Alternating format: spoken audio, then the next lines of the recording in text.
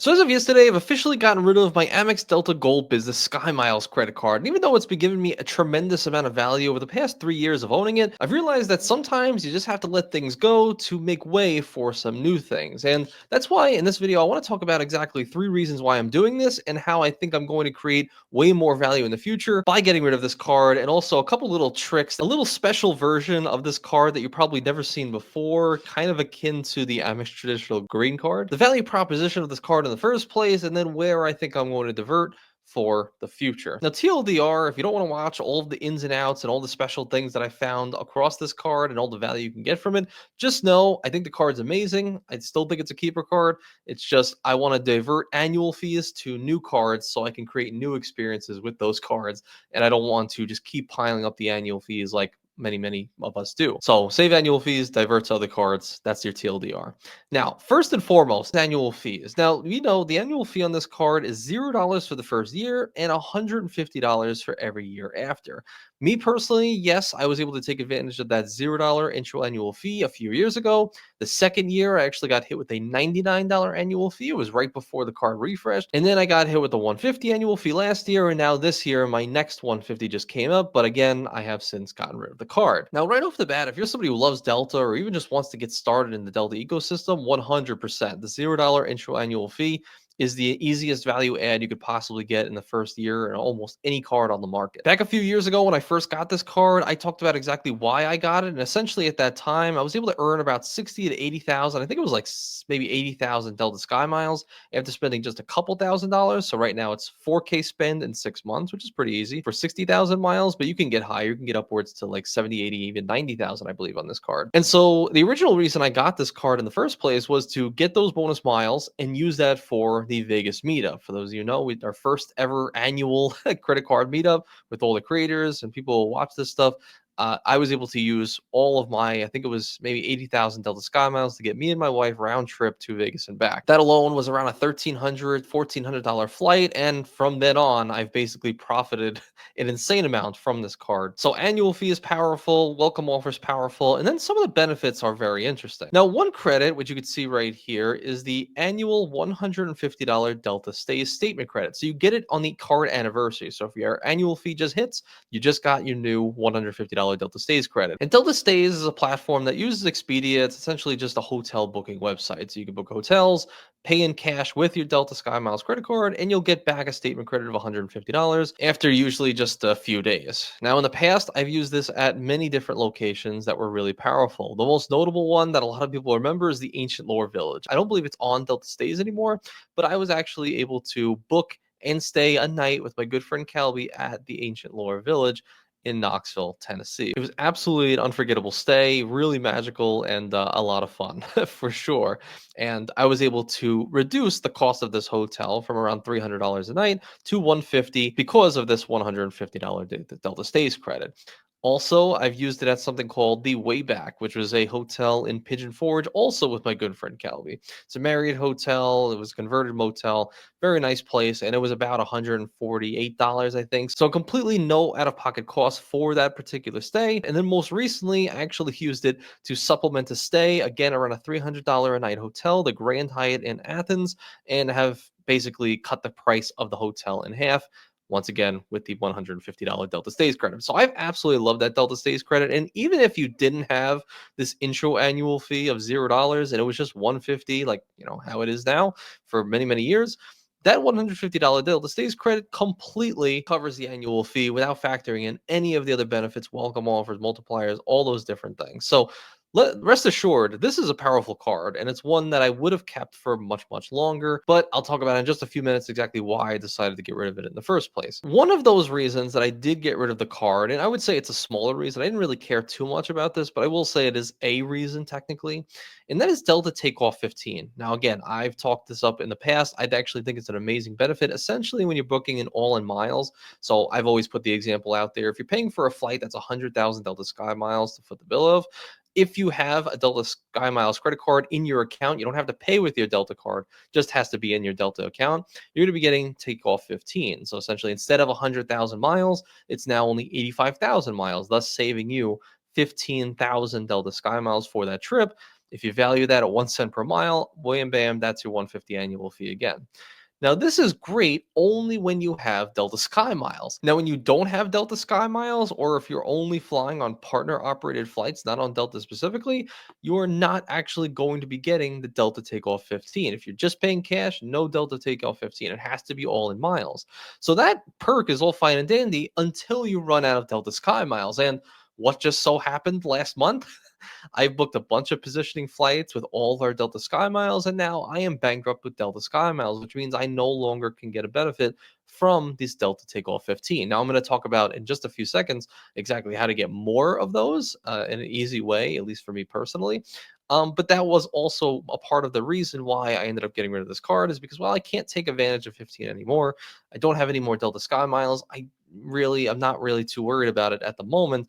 And even though the Delta stays is pretty good, I foresee that a lot of the stays going forward are going to be much more expensive than 150, and I'd rather also save the cash in the moment of not only just the extra price, less the credit on the cash stay that I'm going to be booking, like I did with the Grand Hyatt in Athens or the Ancient Lore Village, but also saving the $150 annual fee, which brings me to the next point, which is opportunity costs. Now, again, I absolutely love this card, and if money was no object and I was making, millions of dollars, hundreds of thousands of dollars per year, yeah, I would just keep it open, no problem. It's good content. It's easy to make videos from. People really love the card. Where if we have a house now and I'm paying for all the bills and we're paying for the mortgage, and we're paying for all the groceries and stuff like that, and costs have definitely dramatically increased over the past 6 months. And so instead of just allowing these annual fees to keep piling up, I've really, as you guys have seen, as I've canceled basically almost all of my annual fee cards in the last basically 6 months. Amex Platinum card, my Amex Green, the Amex Gold, this Delta card, basically all of my Amex cards I've canceled, and really most annual fee cards I've canceled in the last 6 months to a year, all for the simple fact that if I continue with these annual fees, not only am I raising my bottom line on how much I have to spend every single year to keep all these cards open, but I'm also simultaneously not taking that money and throwing it into new credit cards. And you guys have seen, I've been applying for a lot of different credit cards over the last 6 months as well. I mean, just a couple of days ago, I applied for the City Business credit card that has a $99 annual fee, but it is for the first year, so that's fine. I'm interested in getting the Bank of America Alaskan Airlines credit card. This has a $95 annual fee. I applied recently for this Aviator card that also has a $99 annual fee. You also saw me apply for the Hilton Surpass card recently. That's a $150 annual fee. So all these different credit cards that are now going to allow me to get a new welcome offer, have new benefits that allow for new experiences and travels for the future with all of the annual fees I would have been paying. I mean, think about it. For just $325 on the Amex Gold card, where I'm really just kind of fussing about coupons and credits and trying to maximize the small money, I can divert that $325 and turn it into a new Hilton Surpass card, the City AA card, the Barclays card, an Alaska card. All of those annual fees combined will add up to around $300, $350, $400 annual fees. So this way, I'm not just stacking those annual fees year after year. I can just convert one card and move it to a few others. And that's going to guarantee a lot of future vacations, I think, in the future. And it's one of the biggest shifts I've had in the last 6 months where I'm like, basically, all I really care about is, can I buy a flight? Can I buy a hotel? And do I have basic lounge access for hotels? And you guys know I have good friends. I have a Capital One Venture X via just an authorized user from Calvi. Also, Kiki's Ventures has me an authorized user on the Ritz Carlton card. So I have basic lounge access covered pretty much worldwide. So in my world, I'm just like, okay, how can I just shave off all these annual fees and convert it to all these new cards to, again, guarantee more experiences?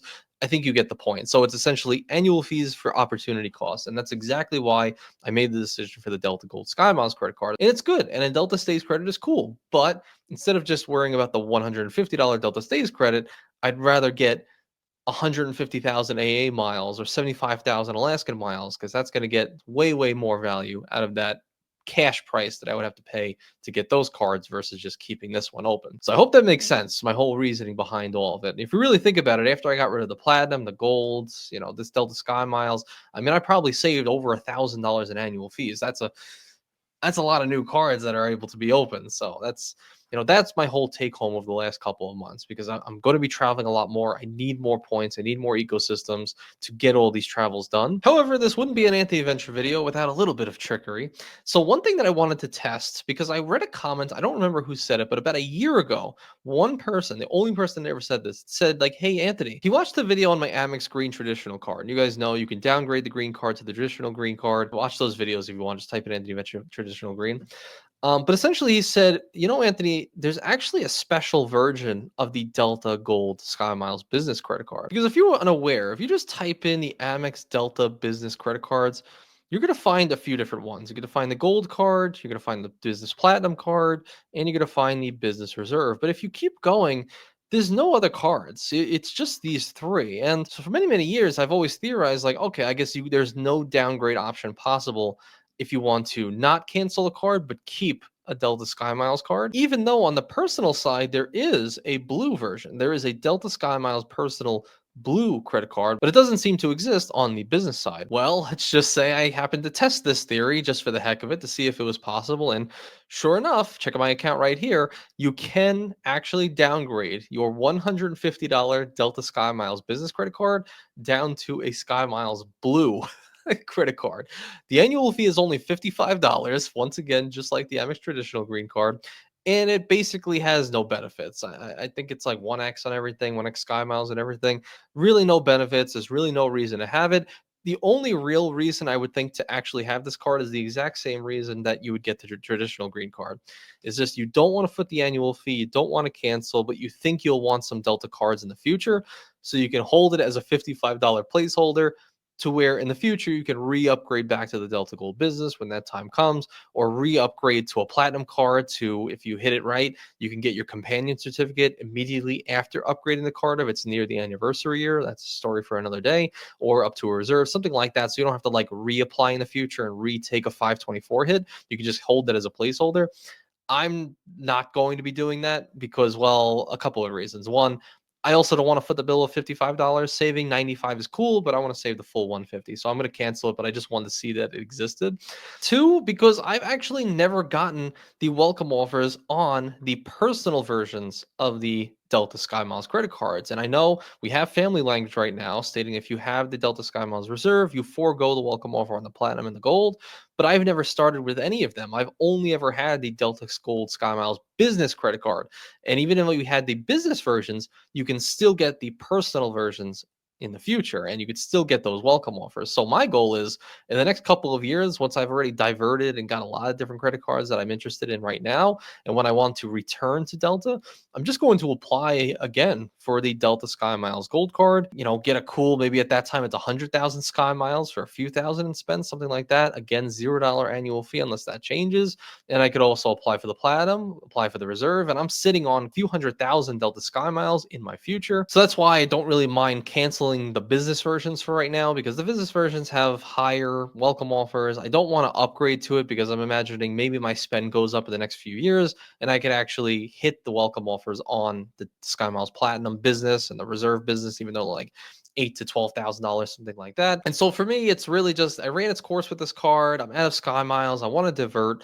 And now this opens the door for a couple of years from now where I can get some personal versions and get all those welcome offers all over again. I think that'll be a lot of fun. And I will say one of the most underrated benefits of this card is the first check bag free. I've said it a million different times, but essentially these check bags typically are around, $50 for maybe one way, maybe a little bit less. And you actually get your first check bag free for not just you, but actually 9 people on your reservation. So I always make the joke if you have a big family, 8 wives, you and 8 wives, those check bags are all completely covered with this specific credit card. And I think it goes pretty unnoticed because we've had many check bags over the past couple of years that, again, if you just fly, as they mentioned here, so, up to $70 round trip Delta flight per person, you and your spouse are flying round trip once every single year. That's, if that's really is $100 or $150 in savings back, I mean, that's your annual fee again. So in so many different ways, if you're talking Delta takeoff 15, you're talking the Delta stays credit, if you're talking about the check bags for free, there's so many different ways to offset the annual fee on this card, which makes it really a keeper card for many, many years over. If you're somebody that's actively flying Delta, can reaccumulate a ton of Delta Sky Miles as well. I think it's absolutely a no-brainer. But once again, I have no more Delta Sky Miles. I've used them all. I've ran its course. and I'm just paving the way for other future stays with these annual fees, and also setting myself for the future where I can get all of the personal versions of the Delta cards, at least when that time comes, whenever that time comes, when I'm not worried about 524 anymore. So if it's anything that you've taken from this video, just know the Delta SkyMiles business card is powerful. It's absolutely powerful, but it might be more powerful to divert those annual fees to some new cards for some new experiences in life. So let me know if you guys are doing the same thing. If you want to see exactly how I've been able to maximize this card like to its fullest over the past few years, you want to see all those crazy stays, check out this video in this corner right here. Check out that video. I hope to see you there. I hope you get some value from it. And as always, I appreciate you guys being here all the way to the end. Enjoy, travel, have fun. Oh man, that was a little tough. That was a little tough to do for you. And you're a good guy. Delta Sky Miles Business is a good guy.